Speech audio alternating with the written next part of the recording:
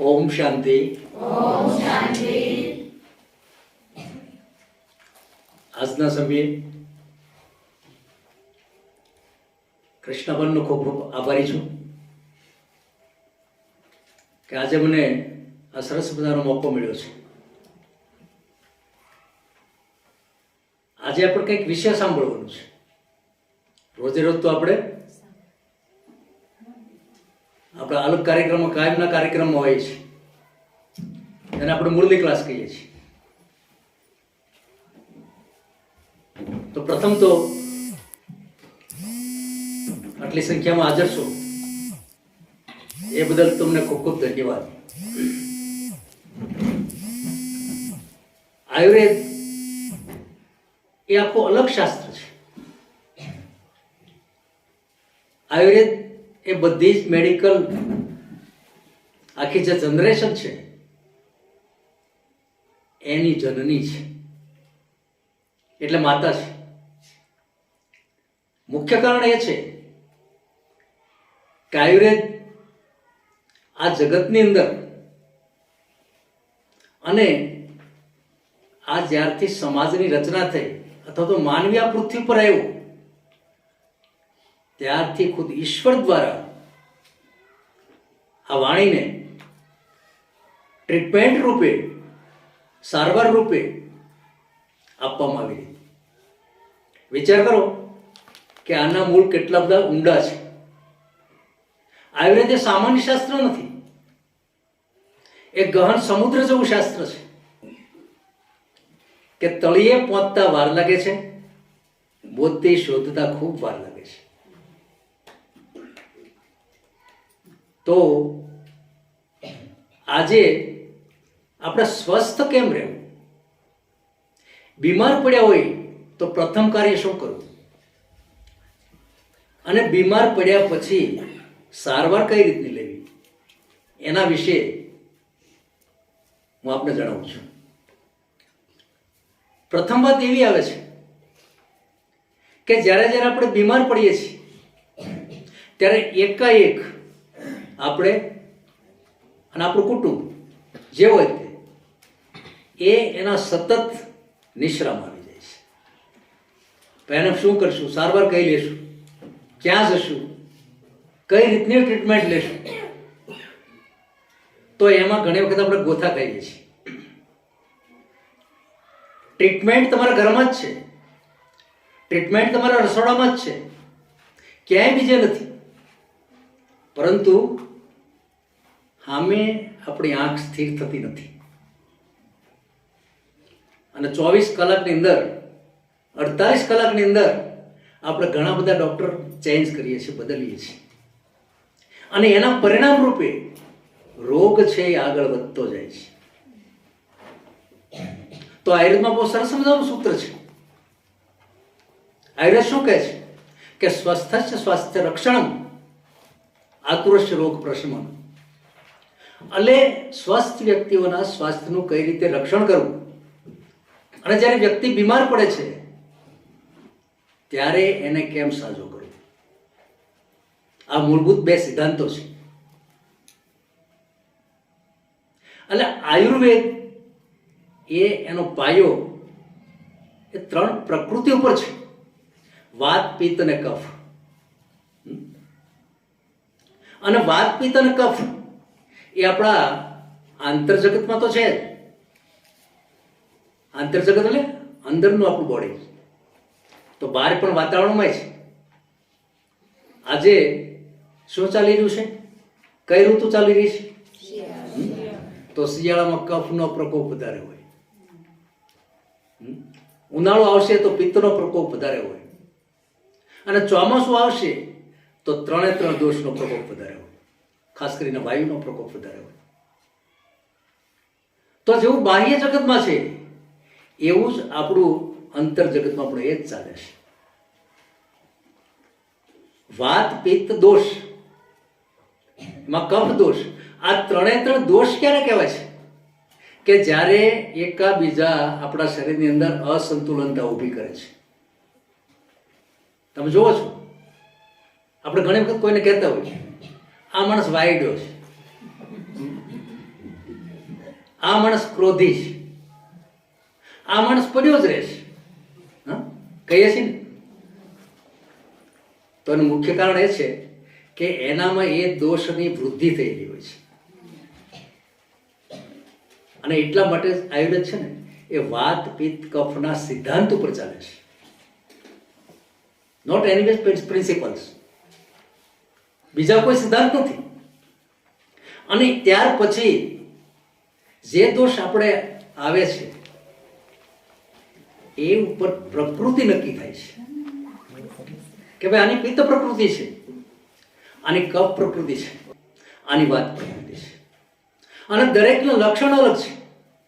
પરંતુ આ સમય કંઈક એવો છે કે કોઈને એક જ પ્રકૃતિ નથી, કોઈને 2 હોય છે, કોઈને 3 હોય છે, તો કોઈને ત્રિદોષના સિદ્ધાંત ઉપર હોય છે.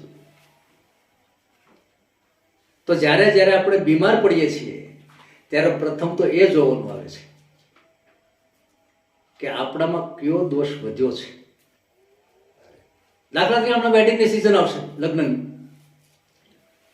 અને કોઈને ઘરે અઠવાડિયાનો પ્રોગ્રામ આખો હોય કે આજે આ જગ્યાએ જવાનું છે, આ જગ્યાએ આજે આ મહેમાન પહેલા આપણા સંબંધી ત્યાં જવાનું છે. તો જ્યારે જ્યારે એનો એક ખોરાક આપણે લઈએ ત્યારે આપણા ઉદરમાં એટલે પેટમાં જે કંઈ જાય છે એ એક્સેસ જાય છે, વધારે જાય છે. અને વધારે જાય છે એના પરિપાક રૂપે આપણે માંદા પડીએ છીએ. તો કયો દોષ વધ્યો? કફ દોષ વધ્યો. કયો વધ્યો? આપણે એવું જ બધું ખાધું ગળપણ. પછી કોઈને ત્યાં પ્રસંગોપાત આપણે તળેલું બધું ખાતા હોય, બરોબર, અને સતત ચાલુ રહેતું હોય, આજ બીજા ઘરે, કાલ ત્રીજા ઘરે, તો એમાંથી પિત્ત દોષ ઉત્પન્ન થાય છે. અને જ્યારે આપણે એકદમ લુખો આહાર લેતા હોય, ઘી વગેરે આપણે ત્યાજ્ય કરતા હોય, દૂધ ન લેતા હોય, અને આપણને ભૂખ લાગે છતાં પણ આપણે ઓછું જમતા હોય, ત્યારે વાયુ દોષની વૃદ્ધિ થાય છે. આ સિદ્ધાંત આયુર્વેદનો છે. એલોપેથી સાથે આ આયુર્વેદને કાંઈ લેવા દેવા નથી, કારણ કે એ બધા જંતુવાદ ઉપર છે. અને આયુર્વેદ એનો પાયો છે ને એ મજબૂત આ રીતે જ છે. તમારા રસોડાની અંદર દરેક વસ્તુ હાજર છે. દાખલા તરીકે તમને કાલે શરદી થઈ, તો ઘરમાં આદુ હોય, સૂંઠ હોય, પીપર હોય, મરી હોય, મધ હોય, કોઈ સીતાફળની ગોળી રાખતા હોય, કોઈ ત્રિકટુ રાખતા હોય, એની મધ સાથે લેવામાં આવે તો શરૂઆતથી જ એ દોષની વૃદ્ધિ થતી અટકી જાય છે. અને તમે વગર દવાઈએ કોઈ પણ ડૉક્ટરની સલાહ લીધા વગર તમે સાજા થઈ જાઓ છો. એની સાથે સામાન્ય ગરમ પાણી, થોડું જમવું, આ બધુંય આપણે કોઈને શરદી થઈ હોય ત્યારે આપતા હોય છે, ચિંતા હોય છે, કરતા હોય છે. હવે જ્યારે જ્યારે આપણે દવાઓને યાદ કરીએ ત્યારે રસોડું યાદ કરતા નથી. દાખલા તરીકે આપણા ઘરમાં કોઈને કમળો થયો અને ડોક્ટર આવીને બોટલ ચડાવતા હોય, હોસ્પિટલાઇઝેશન કરતા હોય, અને એની અંદર આપણે ઇન્વોલ્વ હોઈએ, બીજું કાંઈ આપણને પૂછે નહીં, ત્યારે તમારા ખેતરની આજુબાજુ હાટોડી થતી હોય, જેને પુનર્નવા કહેવામાં આવે છે, એ પુનર્નવા મૂળ સહિત 5 ચમચી તમે લઈ લો, સરસ મજાનું પરિણામ આવે. ત્રિફળા નામની સામાન્ય આઈટમ 1 ચમચી 3 ટાઈમ લેવામાં આવે, બહુ સરસ પરિણામ આવે. ગળો છે એ તમારી બાજુમાં જ છે, તમારી રાહ જોઈને જ બેઠી છે, પણ તમે એમાં દ્રષ્ટિ નાખતા નથી, બિચારી હુકાઈ જાય છે. તો એ પણ વાપરવા જેવું ઔષધ આની અંદર છે. એસિડિટી થઈ જાય, આપણે ખાવા પીવાનું છોડતા નથી, એનો એ ખોરાક આપણે ચાલુ રાખીએ છીએ. અને ખોરાક ચાલુ રાખીએ છીએ ત્યારે આપણે સભાનતાપૂર્વક ભાન સહિત આપણને ખબર હોય છે કે આ નળ છે, છતાં પણ આપણે ખાતા હોય, ત્યારે શું થાય? ઇનડાઇજેશન થાય, પાચન ન થાય. પાચન ન થાય એટલે આપણે વિવિધ રોગનો સામનો કરવો. ખાસ કરીને ગેસ્ટ્રાઇટિસ થઈ જાય, કોઈને ઝાડા ઉલટી થઈ જાય, કોઈને પિત્ત દોષ વધી જાય, ઓડકાર ચાલુ થઈ જાય, બળતરા ચાલુ થઈ જાય, ચક્કર આવે. આ બધા એસિડિટીના લક્ષણો છે. તો એના માટે તમારે ડૉક્ટર પાસે જવાની કોઈ જરૂર નથી.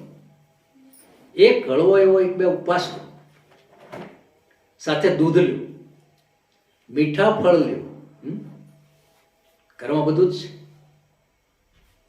એટલે એક વસ્તુ એવી છે કે જ્યારે જ્યારે આપણે આયુર્વેદની સાથે રહીએ છીએ ત્યારે પરિણામ સારું આવે છે. પરંતુ જેવી આપણે એલોપેથિક ટ્રીટમેન્ટ ચાલુ કરીએ છીએ, શરૂઆતમાં 24 કલાકની અંદર બધા રોગ દબાઈ જાય છે. 5 દિવસનો કોર્સ ડૉક્ટર આપે, 2-3 ઇન્જેક્શનોનો કોર્સ આપે, આપણે આરામથી સુખપૂર્વક લઈ લેતા હોઈએ છીએ. અને જેવો એ કોર્સ પૂરો થાય, મારા અનુભવમાં જ બધું ત્યારે દર્દી ડબલ ફરિયાદ લઈને આવે, સાહેબ દવા લીધી ત્યાં સુધી તો બહુ સારું, પછી વધી ગયું. ત્યારે ફરજિયાત એના આયુર્વેદના નિયમો સમજાવવા પડે. આજનો મહારોગ છે એક ડાયાબિટીસ, આર્થરાઇટિસ, ગોઠણનો વા. તો પ્રથમ આપણે થોડું ડાયાબિટીસ વિશે વાત કરીએ. તો ડાયાબિટીસ આજે ઘરે ઘરે જાણીતો રોગ થઈ ગયો. બધા હમણાં ડાયાબિટીસ છે એટલે પણ એમાં નવાઈ તને કેમ લાગે છે એટલી બધી? એમ ડાયાબિટીસ છે તેની દવા હોવી જોઈએ, તમારું પોતાનું ભાન હોવું જોઈએ કે આપણે શું કરી રહ્યા છીએ. ડૉક્ટરો ક્યારેય ના પાડતા નથી કે તમે ગળપણ નહીં ખાતા. એ કહે થોડું ખાજો, વાંધો થોડું ખાજો. પરંતુ આની શ્રેષ્ઠ દવા એ આપણા ઘરમાં જ છે. હળદર, મેથી, ગળો અને આમળા, આ 4નું ચૂર્ણ બનાવી નાખો, 1-1 ચમચી લ્યો, ગળપણ ખાવાનું બંધ કરો. ક્યારેય તમારે ઇન્સ્યુલિનના ઇન્જેક્શન લઈ લેવો પડે અને બિનજરૂરી દવાઈ લઈ લેવી પડે. ટૂંકમાં જ્યારે જ્યારે રોગનું આક્રમણ થાય છે ત્યારે આપણું મૂળ જે શાસ્ત્ર છે એને આપણે ભૂલી જઈએ છીએ. આ બધું લખેલું છે. ગોઠણનો કોઈને વાંચ્યો, તાત્કાલિક ધોરણે ડૉક્ટર પાસે તમે જાઓ તો કે તમારે ની સર્જરી કરવી પડશે, આ રિપ્લેસમેન્ટ કરવું પડશે, આ સાંધો બદલવો પડશે. હવે આ એક આખો વાયરો ચાલી ગયો છે. પરંતુ જ્યારે શરૂઆત થઈ હોય એના લક્ષણો આવી જ જાય છે. પગમાં સોજો આવે, આપણે પગથિયા ચડી ન શકીએ, બીજું કામ ન કરી શકીએ, દુખાવો સતત રહે અને આપણને કોઈ કામની અંદર ચિત્ત ન લાગે, ત્યારે આપણે એની શરૂઆતથી જ મૂળગામી સારવાર કરવી. મૂળગામી સારવાર શું? એ 3 પ્રકારની છે. એક તો છે કે જ્યારે તમને કંઈ થયું હોય ત્યારે તમે દોડાદોડી નહીં કરો. આવા પ્રકારના રોગની અંદર શાંતિથી કોઈ આયુર્વેદ ટ્રીટમેન્ટ લ્યો, એને ચિકિત્સક કે ભાઈ આની અંદર શું કરું, તો બહુ ઘરગથ્થુ સારામાં સારા નિયમો એની અંદર છે. એક તો ખાનપાન અંદર ટોટલ તમે કઠોળને બંધ કરો, જે વપરાય છે. ખટાશ એકદમ ઓછી કરી નાખો અને તેલી પદાર્થ બહુ ઓછો લાવવો જોઈએ. આયુર્વેદનો સિદ્ધાંત છે કે એક્સેસ વધારાનું એ તમે ક્યારેય ન લો. કે આની અંદર ક્લેદક કફ એટલે સાઇનોવાઇલ ફ્લુઇડ જેને અંગ્રેજીમાં કહેવામાં એ ઘટી ગયું હોય છે. તો એની પૂર્તિ આપણે ઉપરથી કરવાની છે. કઈ રીતે? ગૂગળ બજારની અંદર શુદ્ધ સ્વરૂપમાં મળે છે, બહુ સરસ મળે છે. 2-3 ગોળી સવાર અને સાંજ દૂધ સાથે લેવામાં આવે, પરિણામ ખૂબ ઉત્તમ મળે છે. બજારમાંની ગોળીઓ પણ મળે છે. અને સાથે સરગવાને ખાસ યાદ રાખો. સરગવાનું સૂપ લેવાય. સૂંઠ, મરી અને પીપર એનો ક્વાથ કરીને પણ લેવાય, આદુનો રસ પણ લેવાય. આ બધી આઈટમ છે ને આપણે ઘરે જ છે, ક્યાંય બહાર લેવા જવી પડે એમ નથી. ગળો પણ નજીકમાં છે, એ જ ખૂબ કામ લાગે છે. એનો ઘન પણ મળે છે, એ પણ 2 ગોળી લેવાય. એની અંદર મહાનારાયણ તેલનું માલિશ પણ કરાય. બહુ સરસ તેલ અનેક અનેક કંપનીઓ બનાવે છે. તો આ બધું જે છે એ ઘર વસ્તુ છે, ફર્સ્ટ ક્લાસ. આપણે ક્યાંય બહાર લેવા જવું પડે એમ નથી, અને ખર્ચોય નથી બિલકુલ. મેથીનું શાક બનાવવાનું હોય એમ થોડું પૂછે કે હું મારા માટે બનાવું તમારા માટે? હે? દૂધ આપણે ક્યાંક લઈ આવે મારા ભાઈ એકના માટે છે તો બાકી ન કરું. આ બધું બધાના માટે છે, ખોરાક છે આપણો. એટલે out of limit all are poison એવું સૂત્ર છે મેડિકલ સાયન્સમાં. આપણે પણ એને સ્વીકારીએ છીએ. અને આયુર્વેદ એ તો પરંપરાનું આપણું વૈદ્ય છે, ઘરે ઘરે જાણીતું છે. અત્યારે તમે જુઓ છો કે તમારા રસોડાની અંદર તમે ખાંડનું પ્રમાણ વધારે વાપરો છો, ઘી વધારે વાપરો છો, તેલ વધારે વાપરો છો, મીઠું વધારે વાપરો છો. આ 4 એ 4 છે ને સફેદ ઝેર છે, વ્હાઇટ પોઈઝન. એનો વપરાશ બહુ લિમિટમાં કરાય. ખાસ તો આયુર્વેદની અંદર ખાંડ વાપરવાનું ક્યાંય લખ્યું જ નથી. માત્ર ને માત્ર ખડી સાકર વાપરવાનું કીધું છે, જ્યાં તમારે વાપરવી હોય. હવે તો એ ઓછી મળે છે. તેલ તો કે તલનું જ ખાવાનું કીધું છે. તલનું તેલ અંતે તમને સરવાળે સોંગવું પડે છે.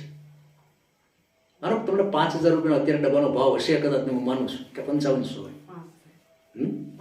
તો ઓલું 2 ચમચી તમે વાપરો, આ અડધી ચમચી જ વાપરવામાં આવે. એ રસોડામાં તમારે ધ્યાન રાખવું પડે. પછી ઘણા એમ કહેતા હોય કે અમારે તો 20 કિલો જેટલું 15 કિલો જેટલું વર્ષે મરચું જોઈએ. એ શું કામ? એ તેલ પીવાનું, બધું વધી જવાનું. પણ જ્યારે જ્યારે આપણા ઘરની અંદર, આપણા રસોડાની અંદર સંતુલિત જે હોવું જોઈએ એ ન હોય ત્યારે 100% રોગ થાય. અને હવે તો અમે એવું માનીએ છીએ કે એડલ્ટ એટલે કે 50 પછીની ઉંમરવાળા વ્યક્તિ હોય, નિરોગી રહેવા માટે સાંજનું ભોજન ત્યાજ્ય કરવું જોઈએ. તમે એને છોડી દો, જોવો મજા.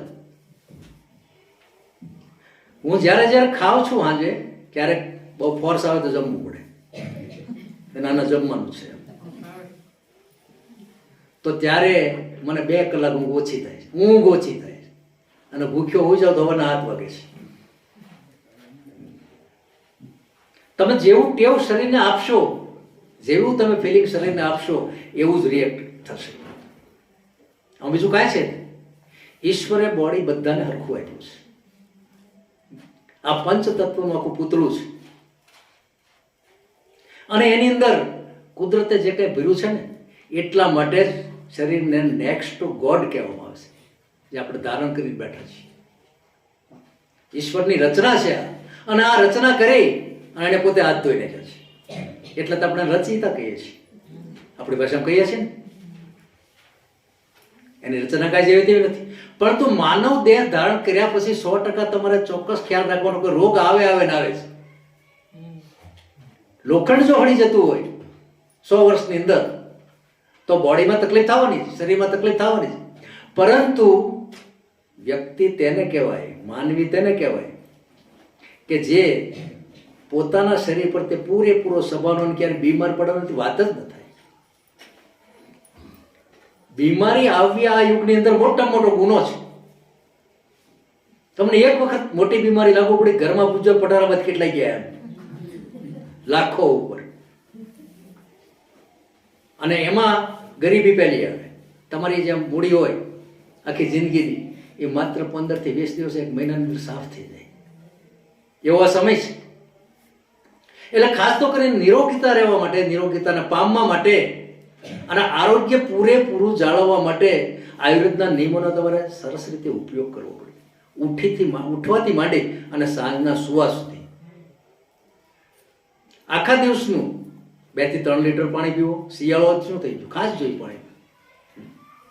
અને એવો ખોરાક ખાઓ કે જેની અંદર તેલ, મરચું, મીઠું, ઘીનો ઓછો ઉપયોગ હોય.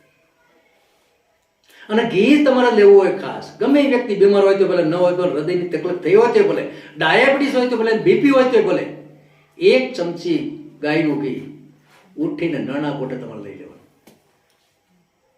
ફ્રેશ થયા પછી ત્યાર પછી અડધી કલાકે તમારે જે કાંઈ ચા નાસ્તો કરવો એ કરજો. આપણા બાળકોને પણ એ જ આપવું પડે.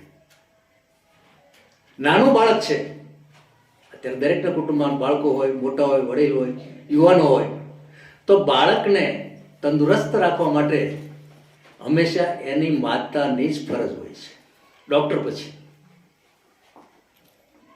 તો જ્યારે જન્મે છે એ બાળકને હવામાનની અસર થયા વગર રહેતી નથી. અને આ પ્રદૂષિત યુગ, અને આપણું બાળક આ સમયની અંદર રોગિષ્ટ ન બને એટલા માટે ક્યારેક ક્યારેક છે ને અડધી ચમચી એનું મધ આપે અઠવાડિયામાં તમને 4 વાર. બાલ ચાતુર ભદ્ર ચૂર્ણ આવે છે કે બાળકનું ચારે બાજુથી રક્ષણ થાય.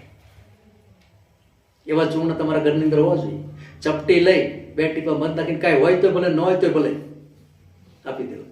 બાળકને તાવ ન આવે એટલા માટે ગળો ઘરની ગોળી રોજ 1 આપવાની સાંજે. બાળક 10 વર્ષનું થાય ત્યાં સુધી આપો. ભૂંગળાની ટેવ હું કામ પડો છો? માંદા પડવા માટે. કુરકુરિયા હું કામ આવો? શાંત રહેવા માટે. કામ મોબાઈલ આપી દો છો તમને ડિસ્ટર્બ ન કરે એટલા માટે. આ 3 થી બાળક બીમાર પડવાનું, 100% બીમાર પડવાનું. આજના છેલ્લા 2 વર્ષથી 3 વર્ષથી મારો પ્રેક્ટિકલ અનુભવ છે કે વધારે પડતા બાળકો માતા અને પિતાની ગેરસમજને કારણે બીમાર પડે છે. તમે જે કંઈ આપો છો બીજું ખાઈ લેવાનું. ગમે તે હાથમાં પકડાવી દો, ખાદ્ય ચીજ ખાધે રાખો. મોબાઈલ આપો તો મોબાઈલ જોઈને ભૂખે નહીં લાગે. પછી એક યુગ એવો હતો કે આખા આપણા દેશની અંદર તહેવારો જ્યારે આવતા ત્યારે જ તાવડો મુકાતો. અને અત્યારે ગમે એને ઘરે જાઓ, ગાંઠિયાની વાત આવતી જ હોય, ભજીયાની વાત આવતી, હાજે જાઓ ફર્સ્ટ ક્લાસ લેવું તો કે પાઉંભાજી છે, પાણીપુરી છે, પકોડા છે. આવી આઈટમના મને ટેસ્ટની ખબર નથી. 74 બેહી ગયું છે, મને એના ટેસ્ટની ખબર નથી કે આ વસ્તુ ખવાય કે નહીં. આપણે ત્યાં જ છે ને હલવાઈ ગયેલા છે. ભૂલી ગયા બધું.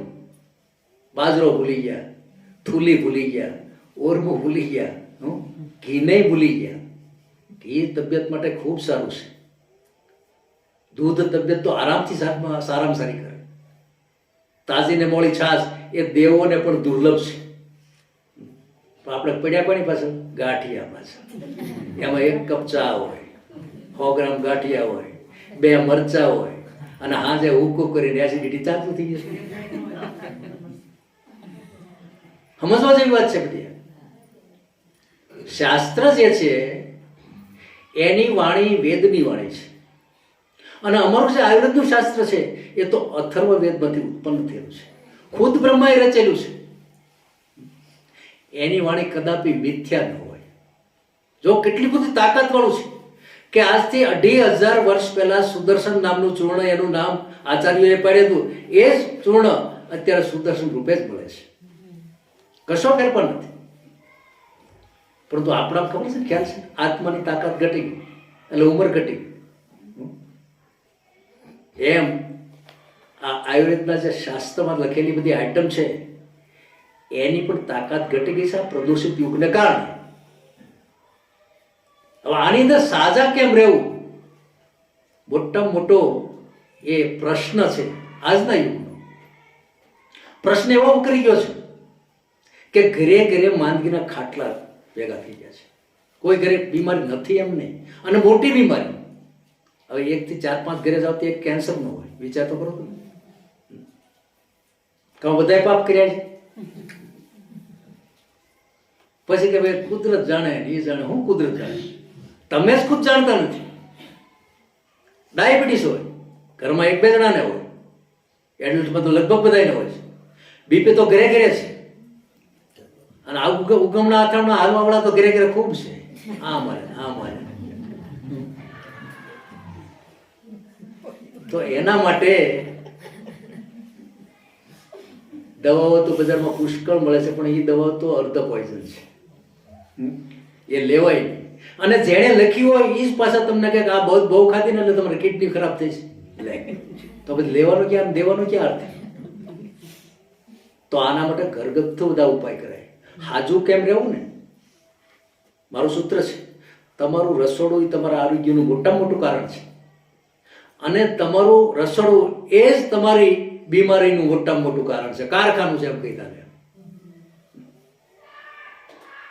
તમારી સંખ્યા વધારે છે એટલે આ મારા બાબત તમને કેવી પડી ઘણી વાર કે ભાઈ આપણું રસોડું સુધારવું એ તમારા હાથની વાત છે.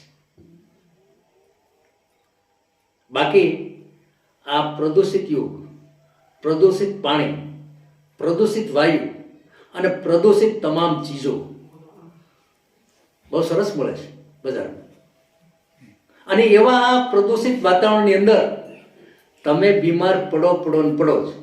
પણ એ ન પડવા દેવા માટે તમને આધારભૂત માહિતી આયુર્વેદની હોવી જ જોઈએ. આ બધી કહાની છે ને ખૂબ લાંબી ચાલે. વળી ક્યારેક બેન આવશે કહેશે કે કદો ક્લાસ લેવો ત્યારે લેશું. ઓમ શાંતિ, જય ધર્મ.